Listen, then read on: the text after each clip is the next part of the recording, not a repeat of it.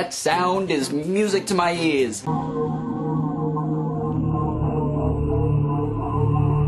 And it has been for about 8 months now. On May 1st, 2014, I was diagnosed with diabetes. And on May 1st, 2014, I was a little bit bummed out for obvious reasons. So I decided to try out The Legend of Zelda Spirit Tracks, which I just never had time to play. This was my first Zelda game, and it was wonderful, addicting, adventurous, and truthfully pretty challenging. I couldn't get through a single objective without a walkthrough at my side, and I've yet to find a single Zelda game where that's any different. Now my collection's almost complete. It's taken me this long to get this many because I usually just buy each game when it's going cheap on eBay. And shit, look at this, we got Link's Crossbow training going for fucking 50 cents. I'd never pay that much for Link's Crossbow training, that's expensive as fuck. But since I need a segue into the review, let's pretend like I would. Okay, so, here we go. Okay, so as far as I can tell, this game came out with the Wii Zapper in late 2007. Around 26 other unplayable games use this quote-unquote controller, some examples being Black Ops and Cabela's Dangerous Hunt 2011. Wait, Cabela's has its own game series? I thought it was just a store for assholes, not a game for assholes. And now to your feature presentation or some shit. Okay, and this one you shoot at targets, and that's it. It's pretty shitty. I don't know, you want a good target practice game, then fucking play Melee or Zapruder Simulator, I don't fucking know. In this level, you shoot at orphans. Sorry, I was thinking of my dream game. In this stage, you shoot at skeletons and make them even deader skeletons, and somehow your arrows never seem to hit between two bones. Like seriously, at some point it would go through something, like I swear. In this one, you attack a small innocent village and basically reenact the opening scene to Air Force One. This is the first one where I've actually gotten to walk, so I guess that's progress. Good job, game, you got a D-.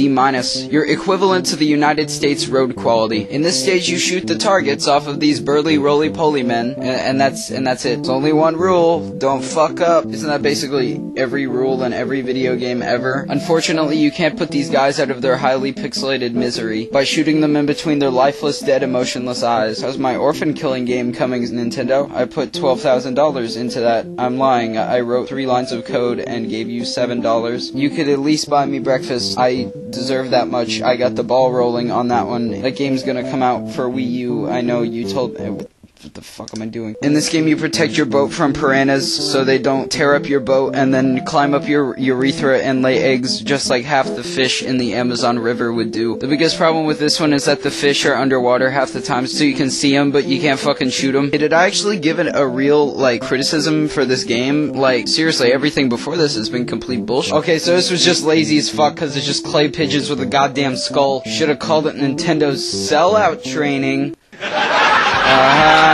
More target practice. Does anyone give a shit? Okay, neither do I. Moving on. In this one, there are fruits, and you shoot at them, and it's apparently 4th of July in Hyrule or some shit. What's with the game industry's discrimination towards vegetables? How many games do you know that have a gimmick with fruit? Probably like 7. I'm gonna call up Nintendo and tell them they need to monopolize the vegetable-based video games. That's the way of the future. Fuck that motion censoring bullshit. We need some fucking vegetables up in this bitch. Vegetables need to have their own Fable, like how in Fable you could have sex with men, except now you're gonna be sticking your dick in a papaya. Here's a stage where you shoot at birds. That's fucking it. You're playing a fucking Zelda game where you just shoot at fucking birds. This isn't solving the fucking mystery, the Maltese Falcon or any of that goddamn shit. You're just shooting at goddamn fucking birds. Unfortunately, or fortunately I should say, I can't show you any more levels because the game won't let me progress. Apparently you have to play older levels several times to unlock new ones. If anyone watching this is past that fucking turkey level, then please let me know because I have seen nothing else past that shit. Actually, I'm pretty sure the developers at Nintendo didn't make any more fucking levels after that one because they were sure that no one would make it past that one.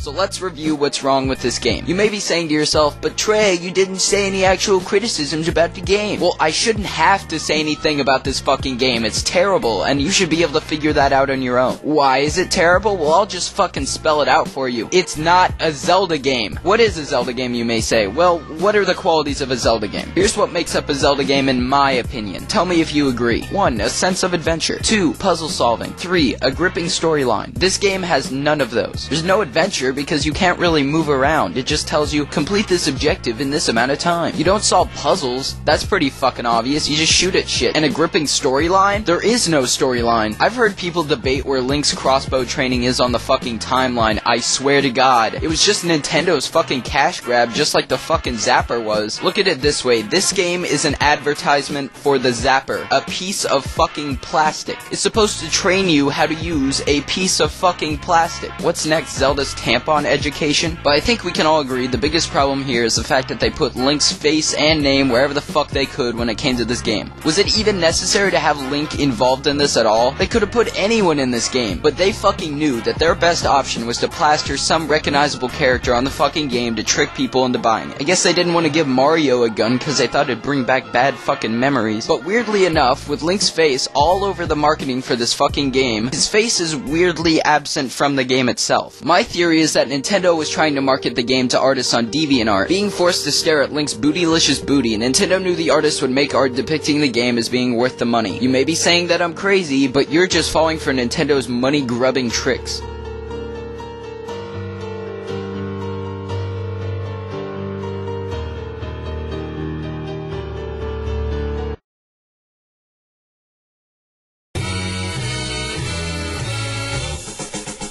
Hey, thanks for watching. Want to see some more shit like this? Then, you know, you have the option to subscribe. And I'd really appreciate it if you did that.